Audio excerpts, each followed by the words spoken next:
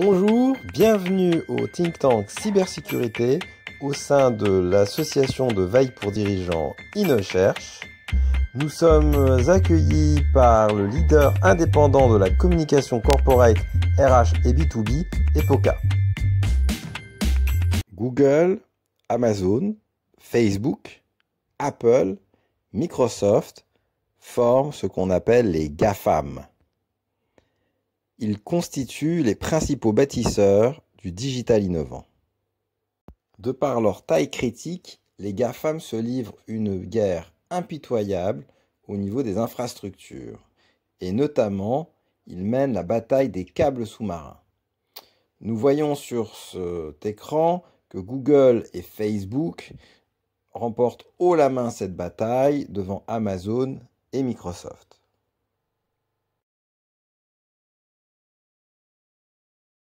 La holding Alphabet, qui a parmi ses nombreuses filiales Google, gère également une filiale spécialisée sur des projets d'infrastructures incroyables à mener. Il s'agit des projets Google X que nous avons eu l'occasion de visiter en 2017 avec l'association InnoCherche.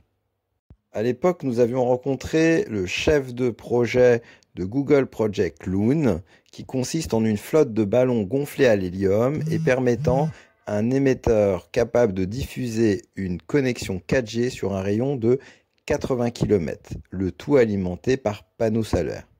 Ce réseau de ballons est prévu de voler à 20 km au-dessus de nos têtes et complètement à l'abri des avions de ligne et de se déplacer bien sûr au fil du vent.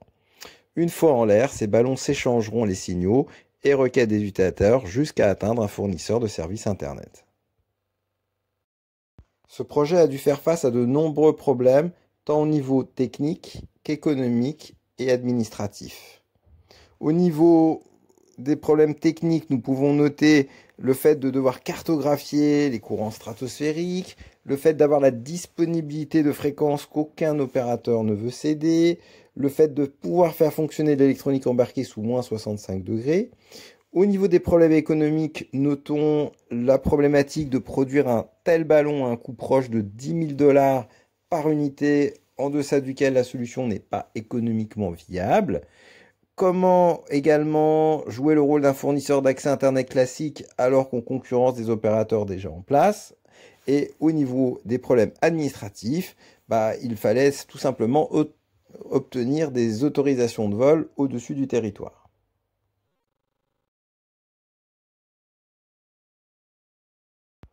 Ce projet avait dû être déployé en Indonésie en 2015, mais force est de constater qu'en 2019, ce projet n'est toujours pas déployé.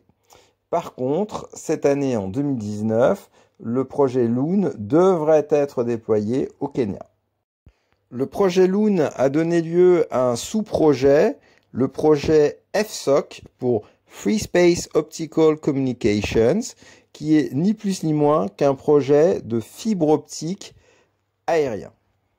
Ce schéma vous représente le mode de fonctionnement de la transmission des signaux par fibre aérienne. Ce projet de fibre optique aérienne a déjà été déployé en Inde. À côté des infrastructures réseau, les GAFAM se mènent une guerre sans pitié dans la construction des plus grands data centers au monde.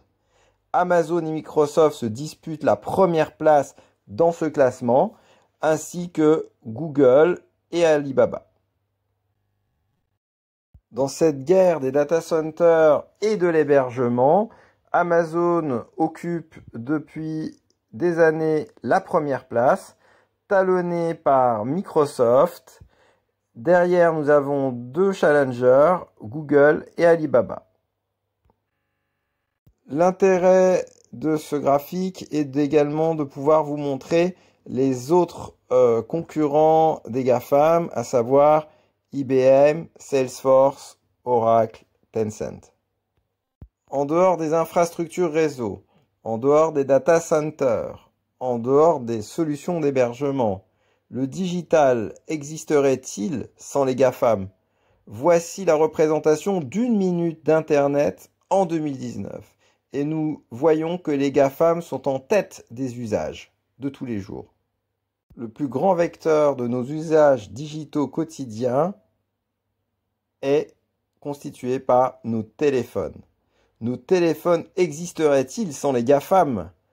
Ainsi voit-on qu'Android et iOS se battent les premières places sur nos téléphones portables pour animer nos téléphones via les systèmes d'exploitation. Soyons honnêtes, la reconnaissance vocale existerait-elle sans les GAFAM? Le moteur Siri d'Apple représente plus de la moitié des usages selon leur présence dans les médias sociaux, talonné par Amazon Alexa, lui-même talonné par Google Assistant. Si nous parlons d'innovation dans le digital, nous ne pouvions pas passer à côté des enceintes intelligentes. Ces dernières existeraient-elles sans les GAFAM? Existeraient-elles sans Google qui prédomine le marché? Existeraient-elles sans Amazon qui talonne Google? Existeraient-elles sans Apple qui talonne Amazon? Afin de répondre au mieux aux besoins du client final, les GAFAM doivent répondre présent sur 3 maillons de la chaîne digitale.